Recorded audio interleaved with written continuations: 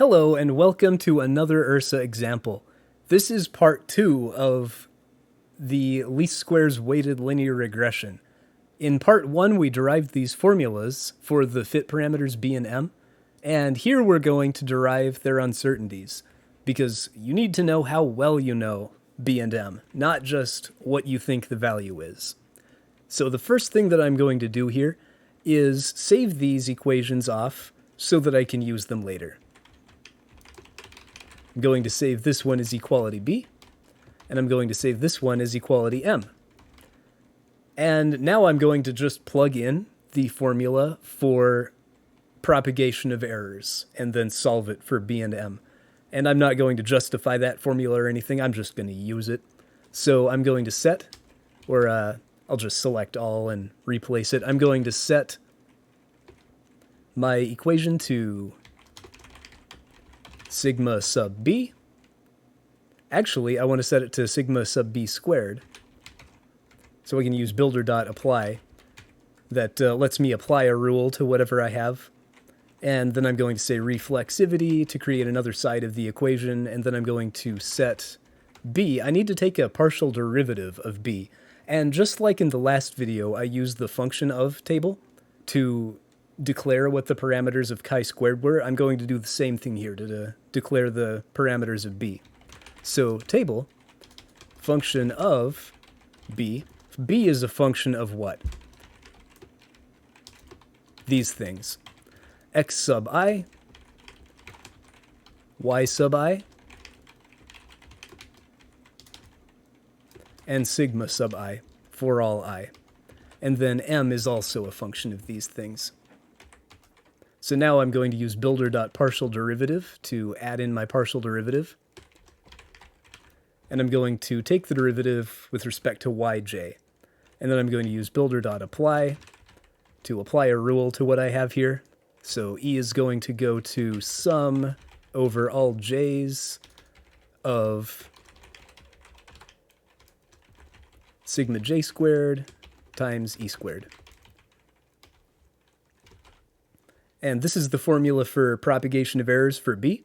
And then I will do sequence.next to create another copy of it, and then I'll just use quantifier.rename, which used to be called quantifier.bind, but I'll just rename b to m. So now we've got our formulas for b and m, the uncertainties. Now we just need to solve these. So I'm going to start by substituting in the values of b and m so that we can actually take these partial derivatives. And I'm going to use the same rule that we used, or that I showed last video, which is I'm going to say bind e in substitute e, and I'm going to run that top down. So this will bind the value that I have, and then it'll substitute that. The equality named that. So it'll start by substituting b, and then it'll keep recursing into the formula and substitute everything else. So we get all of these sigma sums now. And we can do the same thing with m over here. I don't really need to dig all the way in to the expression there, but anyway, so we've got all of these, and we can just take this derivative now using the derive rule. And because the partial derivative knows what's held constant, it will be able to take a lot of these derivatives just to 0. And we're left with this. And then I'll do the same thing in the bottom equation.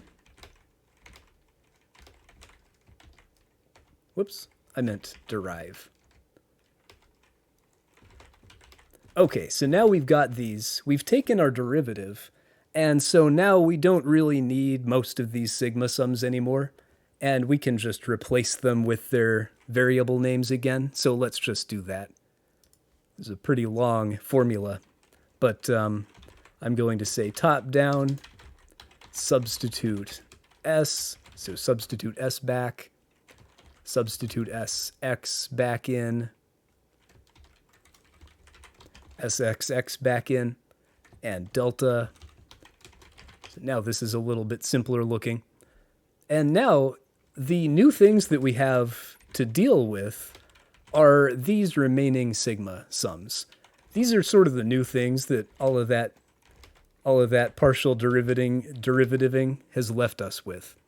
We've got these sigma sums, and they're a little bit small. Actually, it would be a good idea to add some kind of a zoom or a focus command so that you could blow this up and work with it individually, but I'm just going to open a new tab and show what I'm about to do with it.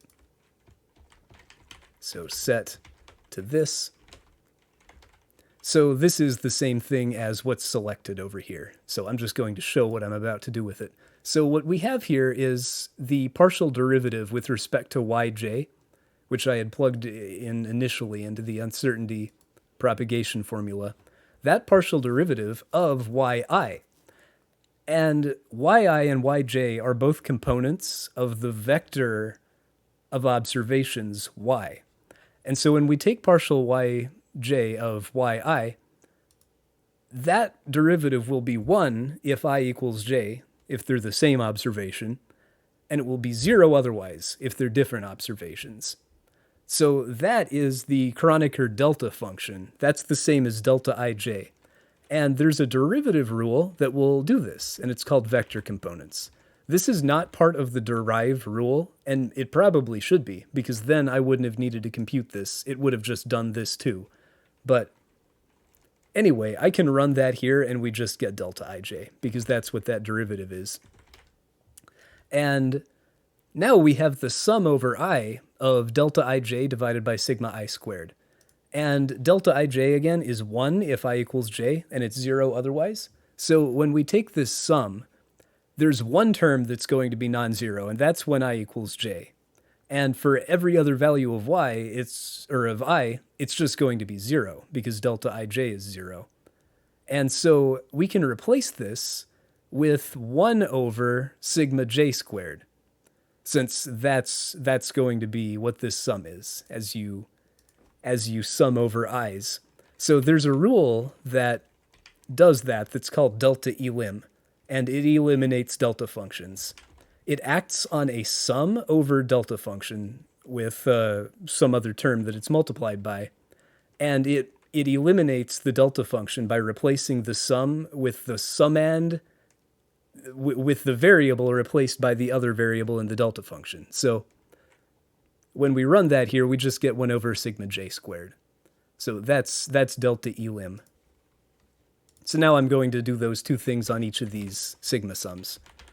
Run vector components to get our delta function, and then delta elim to get rid of it. And then same thing over here. And there's a lot of navigation going, like in, out, right, that I'd like to speed up. Delta elim, like I'm going out here. Be nice to have faster motion commands, but one thing at a time.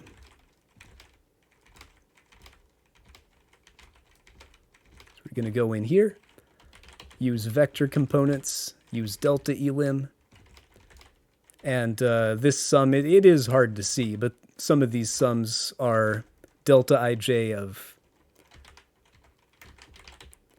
of xi over sigma I squared, and those get replaced by xj over sigma j squared.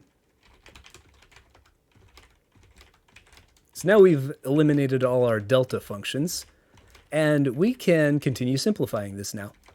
Now there's kind of a zoo of rules that you can use in URSA for doing algebra, and I'd like to clean that up a little bit and organize it better. But for now, one of them is expand square. And this will take a square of a sum. It takes x plus y squared and replaces it with x squared plus 2xy plus y squared. So the binomial theorem for squares. And so that'll just do that. And then there's a pow.expand1 rule, which takes x to the n and replaces it with x times x to the n minus 1 generally. Here we have x squared, and it actually doesn't even put in the n minus 1 in that case. It does not give us x to the 1. It just gives us the thing times the thing. So we can do all of that.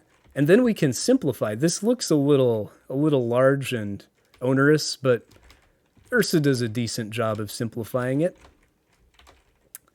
Then also, if you can't find the rule that you're interested in, like if you couldn't find expand square, you can always use builder.apply and run any rule that you want anywhere.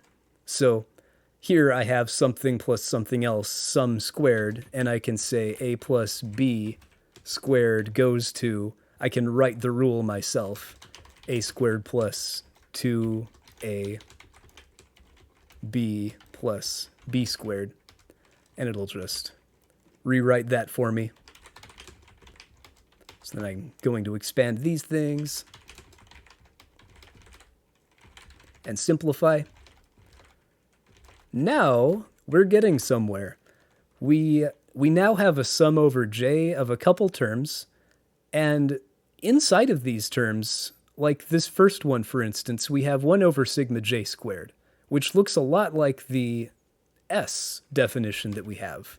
So we can start replacing these, actually. We can say distribute to distribute the sum over this stuff. And now to replace this with Sj, we need to have a term that's identical with our definition of Sj. And so we can do that by factoring out Sxx and so on out of this sum. So I can say factor Sxx times Sxx over delta to just bring that term out of the sum. And now we can almost substitute this, but our definition of S specifically was a sum over I, and even though these things are equal, we need to rewrite this as a sum over I in order to use our definition for S. So quantifier.rename will do that. We can say rename j to I, and then we can say substitute S. And then we can do a similar thing over here. First, distribute this inside of the minus sign, and then we can factor out some things that we don't want for our substitution, like factor out 2 times Sxx, then rename j to I, and then substitute Sx. And then similar thing over here. Factor out Sx times Sx over delta.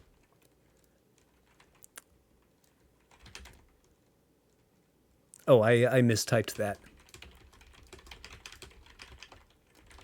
And then substitute Sxx. Oh, I need to rename this. Rename j to I, then substitute Sxx.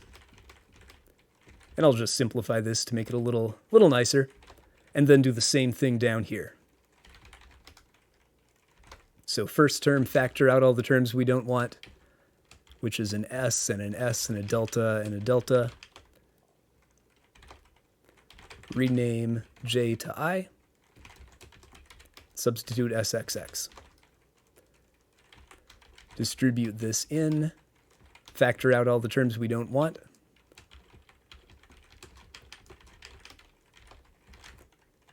Rename j to I, substitute for Sx. And then over here, factor all that stuff out, rename j to I, and then substitute S. And then we can run simplify to make this a little simpler. Okay, and now there's just a little more we can do. We're almost done. And we have this one term that has 2 times some things. This is actually the same as another term. And Ursa is not smart enough to just simplify this away for us, but we can do it ourselves. First, to make it a little easier to see, we'll use the sort rule. There's algebra.sort, which roughly puts things in alphabetical order. And sort is actually configurable, so if you want certain things to be first, and you can express that as a pattern, where anything matching one pattern should be first, anything matching another pattern should be next, and so on, you can configure sort to work like that. And in fact, it does work like that right now. Anything matching the reciprocal pattern, So anything that's divided by comes last, and anything else that's not divided by comes first, the way this rule is written. So it sorts things into nice, roughly alphabetical fractions. But again, you can configure it. So now we've sorted these things, so it should be a little easier to see. We have 2 sx, sx, sxx over delta times delta, and here we have just that same thing, but without the 2 that we're adding. So we can cancel these terms a little bit. And the easiest way to do that, since Ursa's not smart enough to figure it out yet, probably the easiest way to do it is to group these things, then factor out this term, and then do the arithmetic of -2 plus 1. So I'll do that real quick. I will say bind.